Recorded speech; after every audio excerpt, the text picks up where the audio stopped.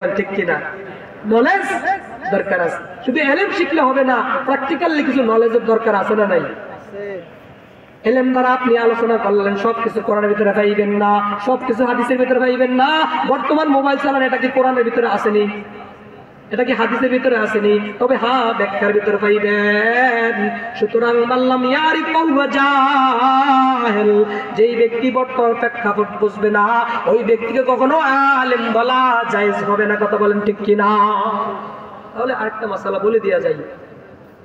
আমার উস্তাদের সমতুল্য, আমার বাবারও বড় হবে উনি আমাকে কিছু বলার সুযোগ করে দিয়েছেন। আল্লাহ তাআলা ওনার নেক হায়াত দান করে সকলে বলি আমিন। আল্লাহ তাআলা ওনার ইলমে আমলে বরকত দান করে সকলে বলি আমিন। আল্লাহ তাআলা ওনার সম্মান আরো বৃদ্ধি করে দেন, সকলে বলি আমিন। মুহতারাম হাজিরিন, ইলমওয়ালার ইলম যত থাকবে, ইলমওয়ালার সম্মান তত বাড়বে। ইলমওয়ালা যত বৃদ্ধি হবে, ইলমওয়ালার সম্মান ততই বাড়তে থাকবে। কথা বলেন ঠিক কিনা? رضينا قسمة الجبار فينا، رضينا قسمة الجبار فينا، لنا العلم وللأعداء مالوا، فإن الماء لا يفنى عن قريب، وإن العلم يبقى لا يزال।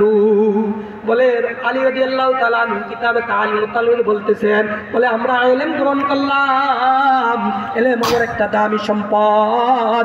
যেই ব্যক্তি ইলম গ্রহণ করবে, এই ইলম তার কখনোই শেষ হবে না। দুনিয়ার সম্পদ, দুনিয়ার বাড়ি গাড়ি সব শেষ হয়ে যাবে, কিন্তু তোমার শিখনেওয়ালা ইলম কখনোই শেষ হবে না। কথা বলেন ঠিক কিনা? ঠিক না? ঠিক বলেন। তাহলে আরেকটা মাসালা শোনেন। আরেকটা মাসালা হচ্ছে, অনেকে দেখবেন ইমাম যখন ডান দিকে সালাম ফিরে, যারা লাহেক নামাজ পায় না, 1 রাকাত বা 2 রাকাত বা 3 রাকাত নামাজ পায় না, এরা যখন ডান দিকে সালাম ফিরায়, ইমাম ডান দিকে সালাম ফিরানোর সাথে সাথে একদল দাঁড়ায় যায়। আছে না নাই? আবার অনেকে আছে, ইমাম সালাম মাত্র শুরু করছে, এর ভিতরে একদল দাঁড়ায় গেছে। আছে না নাই? বা ইমাম ডান দিকে সালাম শেষ করছে, একদল দাঁড়ায় গেছে, অথচ সম্পূর্ণ নিষেধ। ইমাম ডান দিকে সালাম ফেরানোর পরে যদি কেউ দাঁড়ায় যায়, তাহলে এটা মাকরুহ কাজ করছে। দাঁড়ানো কি হবে না? ঠিক হবে না। ইমাম যখন ডান দিকে এবং বাম দিকে সালাম ফেরানো যেখানে শেষ হবে, মুক্তাদি দাঁড়ান সেখান থেকে শুরু হবে। কথা বলেন ঠিক কিনা? অর্থাৎ আপনি যদি ইমামের ইক্তেদা করছেন, ইমামের কার্যক্রম যেখানে শেষ, আত-তাহলিল ওয়া আত-তাকবীর, আত-তাহরিম ওয়া আত-তাকবীর, আত-তাহলিল ওয়া আত-তাসলিম, ইমাম অর্থাৎ যেখানে তাহরিমাত দ্বারা নামাজ শুরু করেছেন, তাকবীরের মাধ্যমে যে নামাজ শুরু করেছেন, তাহলিল ওয়া তাসলিম আর সালাম, সেটাকেই বলা হয় যেটা ডানে এবং বামে সালাম ফিরানো হয়। যখন ডানে এবং বামে সালাম ফিরানো হবে, তখন নামাজ থেকে বের হওয়া হালাল হবে। তাহলিল ওয়া তাসলিম। সুতরাং ইমামের কার্যক্রম যেখান থেকে শেষ, মুসল্লির কার্যক্রম সেখান থেকে শুরু হবে। কথা বলেন ঠিক কিনা? তাহলে কখনোই আজকে থেকে এখান থেকে একটা মাসালা শিখে নেন, ইমাম ডানে এবং বামে যখন সালাম ফিরানো শেষ হবে, তারপরে মুক্তাদি দাঁড়ায়া তার ছুটে যাওয়া নামাজগুলো পড়বে। মানে থাকবেন ইনশাআল্লাহ। এটা হলো আপনাদের জন্য। আর যারা আমরা ইমাম, তারা অনেকেই দেখছি, আমি অনেক জায়গায় নামাজ পড়ার সুযোগ হয়, তো আমরা দেখছি, তো ইমাম যখন সালাম ফিরায়, ইমামের জন্য করণীয় হচ্ছে, ইমাম যখন সালাম ফিরাবে, সালাম এখান থেকে শুরু করবে, এখান থেকে বলতে বলতে সালাম ডান বামে যা শেষ হবে ডানে, অর্থাৎ তার এখান থেকে শুরু করে এভাবে শেষ হবে। কিন্তু অনেকে দেখছি, কালকে এক জায়গায় মাগরিব নামাজ ওয়াজ করতে গিয়ে সালাম ফিরেছে, আসসালামু আলাইকুম ওয়া রাহমাতুল্লাহ, এখানে সব শেষ করছে, করার পরে তারপরে দিয়ে গেছে।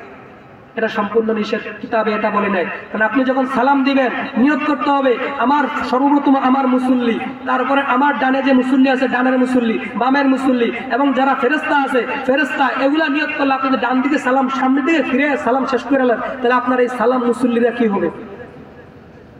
এই জন্য কিতাবে আসছে সালাম ফেরানোর ক্ষেত্রে এখান থেকে সালাম শুরু হবে আসসালামু আলাইকুম ওয়া রাহমাতুল্লাহ, এখানে গিয়ে শেষ হবে ওয়া রাহমাতুল্লাহ। এই ডান কাঁধে অনেকে আছে তো পুরো মাথা ঘুরে বলে আসসালামু আলাইকুম ওয়া রাহমাতুল্লাহ, কে উঠছে কে না গেছে সবকিছু দেখা যায়। আছে না নাই? যদি সিনা ঘুরিয়ে যায়, নামাজই বাসদ হয়ে যাবে। কথা বলেন ঠিক কিনা? এই জন্য সাবধান, সালামের ক্ষেত্রে ইমাম এবং মুসল্লি সবাই সাবধান। মুসলমান ইমানদার আল্লাহর গোলাম, ও সর কামালদির মুসলমান, এই যে আপনার ওয়াজের মজমাতে বসছেন, এই ওয়াজের মজমা সাজানোর জন্য কে বলেছেন? চিল্লা বলেন, কে বলেছেন? আল্লাহ বলেন বান্দা ওয়াযাক্কির ফাইন্না যিকরা তানফাউল মুমিনিন। ও ইমানদার মুসলমান, আল্লাহ তাআলা রাসূল আকরাম সাল্লাল্লাহু আলাইহি ওয়াসাল্লামকে বলতেছে, হাবিব আপনার মুসল্লি উম্মতদেরকে ওয়াযাক্কির নসিহত করতে থাকেন, নসিহত করতে থাকেন, ওয়াজ করতে থাকেন, আপনি বয়ান করতে থাকেন। ফাইন্না যিকরা তানফাউল মুমিনিন, বলে এই বয়ানের মাধ্যমে, এই ওয়াজের মাধ্যমে শুধুমাত্র কেবলমাত্র ইমানদারদের ফায়দা হবে। কথা বলেন ঠিক কিনা? কাদের ফায়দা হবে? এখন দেখুন কাদের ফায়দা হবে? ইমানদারদের ওয়াজের মাধ্যমে ফায়দা হবে। এটা ওয়াজের মজমা, একটা মেডিসিন কেন্দ্র। এখান থেকে মেডিসিন দিয়ে দিব, এখান থেকে শ্বাস নিয়ে নিবেন, আজীবন চলতে থাকবেন। কথা বলেন।